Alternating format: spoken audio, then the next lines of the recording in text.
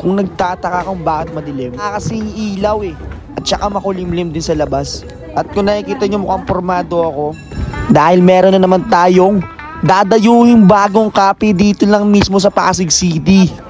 Kaya naman na may bay na ako mula Santolan na punta ako dito sa Maybunga. At kitang-kita nyo naman kung gaano ako kapormado ngayon, dalang-dala si JBG. At kahit alam naming makulimlim at may chance ang bumuhos ang ulan, wala kaming magagawa dahil matutuloy pa rin kaming tumugtog. Kaya sabi ko dire-diretso mo na lang kuya, wag ka nang hihinto, pero wala tayong magagawa dahil traffic pa rin kahit saang pwesto. At nandito na nga kami sa pinagbuhatan ng area nila. At dito nga, nakakaramdam na akong patak ng ulan at delikado na talaga. Kaya kabila rin ng traffic dahil hindi ko na rin maintindihan. At sa ngayon nakapunta na kami sa aming destinasyon. Muntikan pa akong maligaw, buti na lang naalala ko yung sinabi ni sir. Ngayon welcome kayo sa 80s Vibes Cafe. Solid, kung kasama ko si Papa mapapabalik siya sa pagkabata niya dahil kanya yung gantong era. At ngayon naman, hello po Sir John Paul, nice to meet you po. Nice to meet you po.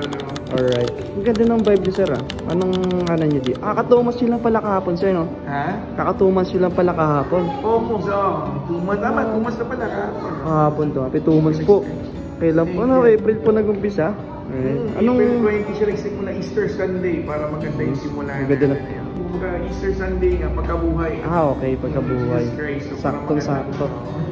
So ano nakikita ko sir ngayon sa vibe mo? Parang nakikita ko puro 80s, parang 90s yung mga nakikita ko. Kasi may nakikita ko, may Guns N' Roses, mga kasikatan ng mga... Ayun, ang dami, sir. Arnold Schwarzenegger yan, sir, oh. 80s kasi 80s ako pinanganak. So, technically, yung reason kung bakit 80s vibes. And, batang 90s din ako halos, pero ang dami na rin mga 90s eh. So, kami ng web friends, hindi kayo mag-80s. Lagi kami ng mga retro arcade din. Gusto naman lang yung mga Xbox dyan. Yung mga bata ngayon, yung mga lumang games like Pac-Man, Mario, nandyan. Ito, yung station to dati ng ano, dapat to may couch. Pag Instagram na talaga dapat to. Eh, dahil yung music din ako, nagbabanda rin ako before. Sabi ko, magaling kami stage to. Hindi naman siya stage, pero kahit carpet na may tutugtog. Kaya, actually, second ka pala na tutugtog dito sa cafe na to sa 80s Vibes. Okay. Okay sir, anong ano nyo lagi? Kumbaga, open hours nyo? 3 p.m. hanggang 12 midnight. Kasi nag-guest na naman kami depende pag may tao. Ang pinakamatagal na yung for 3 a.m. meron pa tao. 3 a.m.? Takot lang siya. Yung mga salamesa rin, mga nagpupunta-punta pa sa labas. Pinwento-kwentuhan. Kumakain. Hindi na kasi kami coffee eh. Meron kaming milk tea. May beer. Fruity. Beer wala pa. Kaya lang na. Pero minsan nilagay kami ng cocktail. Yung balisa na. May cocktail na. Nagtitip pa siya ng cocktail eh. Para, lalo kayo Saturday night yun. Mamaya meron yan. Possible. Tsaka meron kami food. Basta rin namin yung tapa.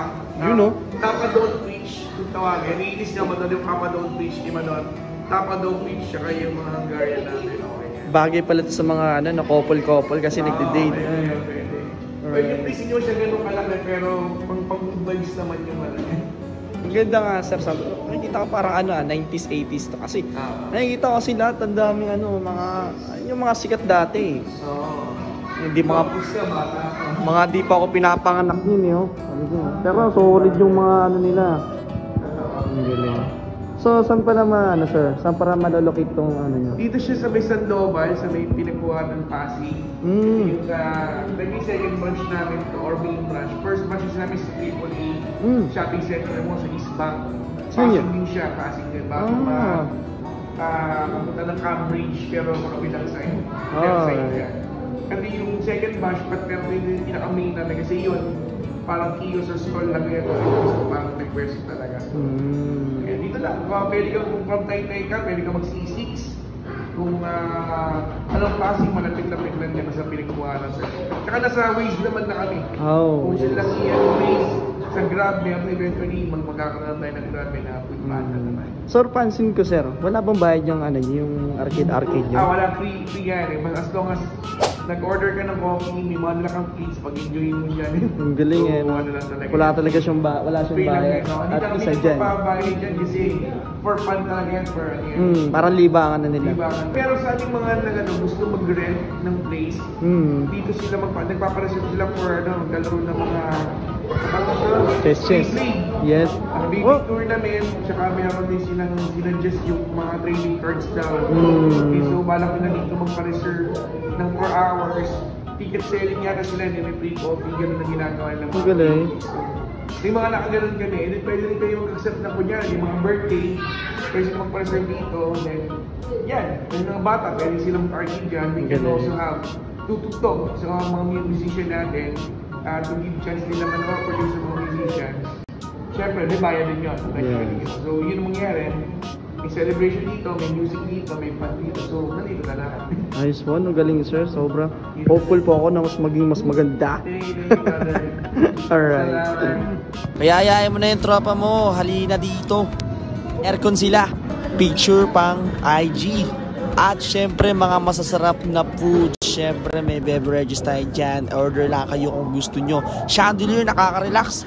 And syempre magandang vibe. Kaya di ko napapatagalin at mag-aasikaso na ako ng aking magiging setup. Sa ngayon, konti lang yung dinala natin dahil meron na lahat dito. May speaker na rin and syempre mic stand. Haya ako na rin pala yung tropa ko dito, taga Panagbuhatan, si Dexter. Di ko na rin pala pinalagpas tong arcade to. Kaya naglaro na lang din ako dahil na-miss ko rin talaga maglaro ng ganito. Dahil dati pa namin to nalaro.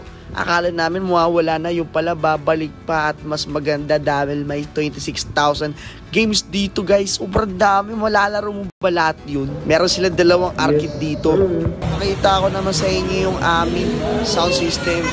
Sus, Joseph JBL na sobrang mahal. At syempre, ito na yung magiging setup ko guys. Yung maliit na yung speaker pero sobrang solid yung pagtumunog.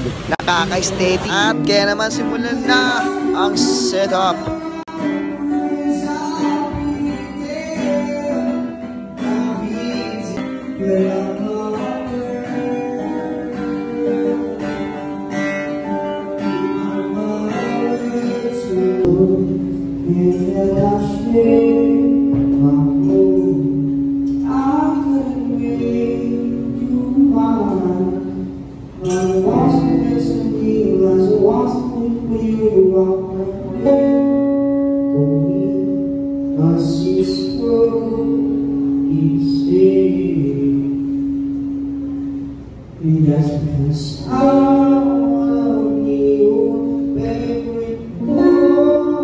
At pagtapos din ng second set, 10:44 na at kumain na ako. Napakasarap ng tapa nila guys. Kaya tandaan mo na itong lugar na to, Gar.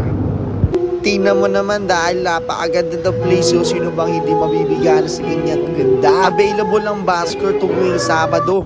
At kaya naman, bago tayo umuwi, sinulit ko talaga maglaro guys. Sobra lupit. At nagpakitang gilis din po ang ating amo. Solid.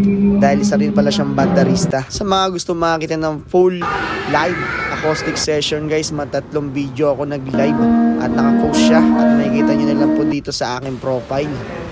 Sobrang haba, may 3 hours, may 50 minutes. And ayan, kayo na bahala kung ano yung makikita nyo dyan, kung anong maririnig nyo dyan. Dahil nag-alternative rock na ako dahil dito ang request ng sabi ng ating bossing.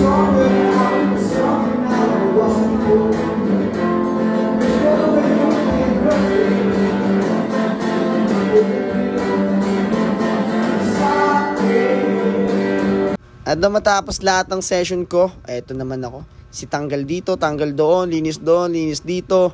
At syempre nagbigay na rin ako ng mga information. Kung sakaling invite ako, always available. 1 call away lang ako. Ayan.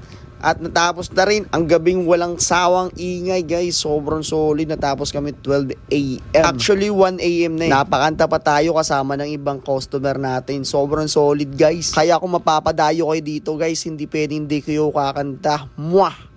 Ready na akong umuwi. Namimiss ko na yung higaan ko. Di bale, magkakaroon pa rin tayo ng schedule dito. Kaya kapit lang mga madam sirs. Next time makikijam kayo. Dapat ko lahat kayo kumanta. Thank you po. Okay. Hey guys, unang-una maraming salamat kay Vini sa aming magandang performance tonight. Jump pack po tayo kung alam nyo lang. Sobrang cool house tayo today or tonight. So, yun. So, sa mga baskers dyan, sa mga musikero tayo dito. So, kung gusto nyo subukan tumugtog dito sa 80s Vibes Cafe, technically punta kayo dito. Let me know. PM nyo lang ako. PM nyo si Vinny para makapag-set tayo ng schedules. Masarap na kape, masarap na pagkain, magandang music, good vibes. 80s Vibes Cafe tayo mga kapatid. Thank you so much. Alright.